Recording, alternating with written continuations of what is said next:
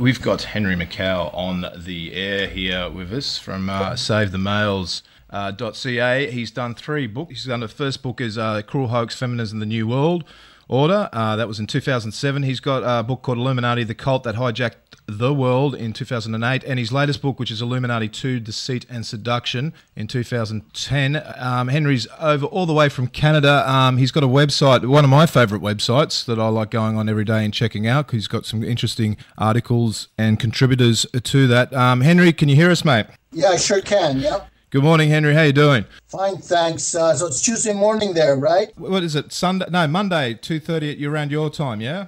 That's right, exactly 2:30 my time in Winnipeg, Canada. How did you start this off, Save the Males? Well, it originally started off as Save the Males CA. Essentially, it was a critique of feminism. And after a couple of years, I realized that feminism was just a symptom of a much larger problem. And that is the control of the world by the Illuminati, which is a satanic cult. Normally, that wouldn't be a big problem, except the central bankers belong to the satanic cult. The cult is really Kabbalism, and these central bankers are Kabbalists, Jews, or Freemasons. Right. And as a result, this is enormously powerful and is probably responsible for the human race being satanically possessed. We don't even know it, though. I believe we are satanically possessed. And I know when you talk in those terms, you'd think that I was some kind of fundamentalist Christian, but I'm not. I'm actually Jewish myself, ethnically Jewish. I don't subscribe to the religion. I don't even think it is a religion. And these conclusions are actually just based on observation and my belief in a moral order, which I associate with God, and the recognition that there's actually a conscious force at work in the world to essentially hijack humanity and enslave it. And in my books and on my website, I've adduced quite a bit of evidence that when you read it, many people are convinced that I'm right. 100% right. And all my research, like 66 Goulburn Street, 666 Old South Head Road, we've got a synagogue there. We've got the United Grand Lodge there, which is also run by one of these fellows. You know, the Hasidics, that is Kabbalism in its that in its sense. You've got the Babylonian Talmud, which is very much along the same lines. And that's a document. That's a supremacist document. This is here in Sydney. Oh, this is in Sydney, like the locations. But when you have a look more deeply behind all of these philosophies and how it's supported at the ground roots through its various societies and teachings. So Henry, absolutely, yeah. And it's the problem is that these Kabbalist Jews have empowered the Satanists in among all other religions or nationalities, so that the world is run by this big satanic cult. It's not exclusively Jewish anymore. It's defined really by Satanism, and most Jews aren't even aware of it. And they'd be surprised to hear what I'm saying and would deny it. Every group has been subverted without the knowledge of the majority, and that applies to every nation and every major organization. The world, I'm afraid humanity suffers from a cancer, and we're not even aware of it. However, I have found that, just speaking, I completely agree with you. Like, there's only a fraction of each group that actually know what's really going on. But within its central core, let's say, for example, whether we talk about Catholicism, you can have a look. That is a very satanic institution. There's pedophilia amongst its ranks. You go all the way up to the top, and who sanctions this? And you've got the Pope at the top, who everybody can see is extremely evil just by his demeanor. And then you have in, say, for example, the Jewish community, you have the whole at the top echelons, the CEOs, for example, that run all the Fortune 500 companies, who are very much in control and of central banking. You have a look at the identities of, say, for instance, Timothy Geithner, Hank Paulson, Christine Lagarde, what's his name, head of the World Bank. All of these heads of the central bankings, they're all Jewish as well. Well, I'm not sure they're all Jewish, but I agree that a disproportionate number are Jewish. I'm not sure Christine Lagarde's Jewish. In any case, but you're right, her predecessor was a Jew, and his predecessor was also a Jew. And she is Jewish. She is? Yeah, I believe she is. Oh, okay. So I didn't know. So, Henry... And that is a very strong indication that they're keeping it in the club. So Henry, so with feminism, how does that play a role in it? Save the males. Do you think the male race is going into a transhumanization, or is it lesser of, because it has happened in the last 40 years since the movement of feminism? And do you think it's been co-opted by the Rockefellers who funded a magazine who pushed through the feminism? This has been opted? The feminism predate the 60s. It was actually a big part of the platform of the Communist Party of the United States and of Russia before that. Well, we've got our feminism is a direct outcome of communist dogma. There's an article on my site, Red Feminism. Just Google Red, or just search my site for Red Feminism, and it just describes how everything we accept as feminism was in fact born in the communist movement. The purpose of it is, first of all, it's occult.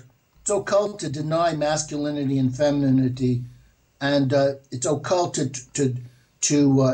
try to destroy femininity and force it to become masculine, and vice versa. But also, it's part of the enslavement of humanity to destroy our identity, and a lot of our identity is based on family, our family roles. So you can destroy, and on marriage, husband and wife roles. So they're determined to destroy our gender identity through feminism, by essentially pressuring women to usurp the male role and abandon the feminine role. And the family is one of the four pillars of our identity. Race, religion, and nation are the other three, and they're out to destroy them as well. Because if they can destroy the foundations of our human identity, they can more easily shape us according to their will. They basically want to domesticate and enslave us. They don't want us breeding at all. No, I think ultimately you're right. I think they'll like to take over breeding. They'll let us have all the sex we want, and that's the way it's going. But they prefer if the state actually produced children artificially, and that's where all this business of homosexuals adopting children or having children in vitro or surrogate mothers, that's all leading in that direction. Ultimately, the state will do the breeding and the raising. This way, they'll have total control over the new generation. Do you think that we'll need, eventually there'll be licenses to have children? Like, you'll need a license before you can produce a child? Yeah, I think that's one of the steps down the road. But I think if they have their way, we won't be having children at all. They'll get rid of family altogether. Well, sterilisation for males have gone up and everything else. Women's careers and everything else. It's all changing very quickly, Is it significant to have a child, that attitude going towards that whole, what you're saying about family basis? It's interesting that, and also men have become more feminine in the sense that if you look at the males these days, there's a lot of androgyny going on, especially in the fashion world and all that kind of thing. Well, that's what they're pushing in the media. Everything in the mass media is social engineering or disinformation.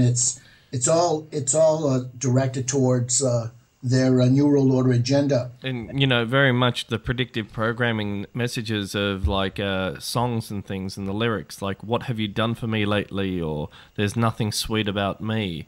And we hear these repetition through the lyrics, if you didn't, if you like it, you should have put a ring on it means I've cheated on you now because you never married me. But if you marry me, then I'm too good for you. And so you see a lot of this engineering going on within the social constructs of films and books and TV and music. And television. And, you know, they're mainstreaming homosexuality now. I mean, I guess it was inevitable once they decided that it was just a lifestyle decision instead of a developmental disorder. So now it's cool to be gay, you know. And you know, I know, you know, first of all, a lot of homosexuals are very fine people, but I've met a lot of them, and they tell me that they think it's a disorder. They don't think it's a lifestyle choice. How is it a disorder? Well, it's the inability to form a permanent relationship with a member of the opposite sex with the purpose of procreation, and this inability is due to gender role confusion, right? And if you define it that way, you'll see they promoted that now to everybody, to heterosexuals as well, because now heterosexuals can't form permanent relationships with members of the opposite sex either. Because heterosexuals are gender confused too, because the women have been encouraged to take on the male role.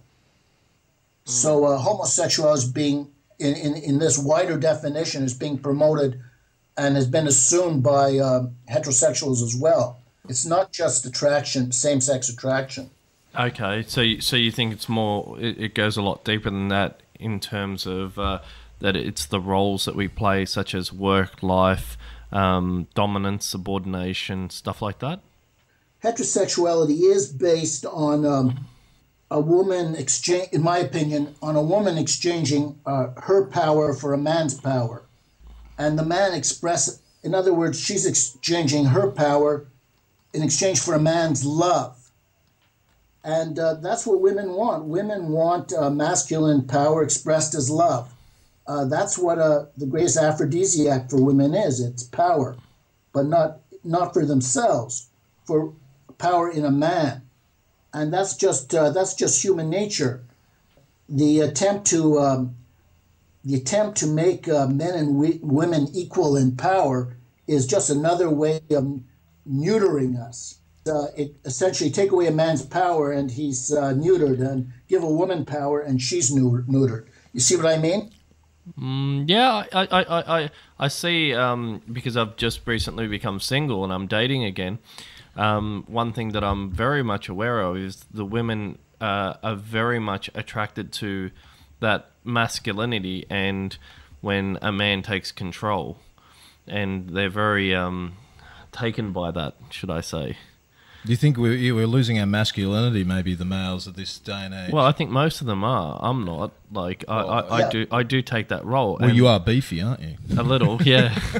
But absolutely, you know, and one thing I say to young men is never show weakness. Never show weakness to a woman. You know, the feminists are going on about, show your feminine side. Don't be afraid to cry. Don't be afraid to show emotion. That's baloney. Women will lose respect right away. Women want security from a man. They want a sense that he is strong. Men have got to manifest strength. It's just buck up. And power. That's so true. In order to be sexually attractive. And the very sex act is an act of surrender by a woman to a man. She's basically entrusting her body to him and accepting his seed, as they say. And that's the magic of heterosexuality, which they're trying to destroy by empowering women, which has the effect of neutering both sexes. Awesome. Henry, that makes a lot of sense. Henry, can we hold on there? We're going to go on a song. This is good for the morning. We'll be back with Henry at Makow. Stay